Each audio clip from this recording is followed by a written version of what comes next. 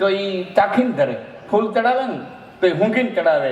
રામકૃષ્ણ પરમહંસ નવા પૂજારી એટલે બોલાવ્યા રાસમણી દેવીએ, કીધું કે મેં પૂજારી મેં એવું સાંભળ્યું છે કે માતાજીને ફૂલ ઊંઘીને ચડાવો. હા, ઊંઘીને ચડાવો.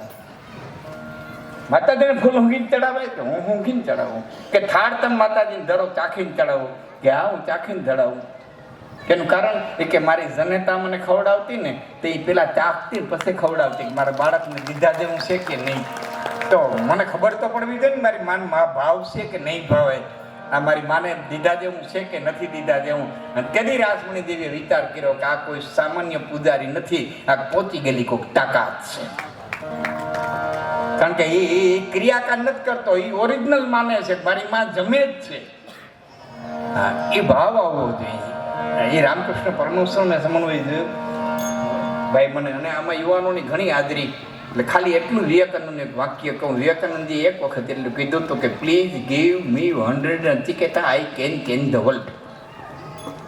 પ્લીઝ ગીવ મી 100 નથી કહેતા, કોઈ મહેરબાની કરીને મને 100 નથી કહેતા આપો તો આઈ કેન ધ વર્લ્ડ.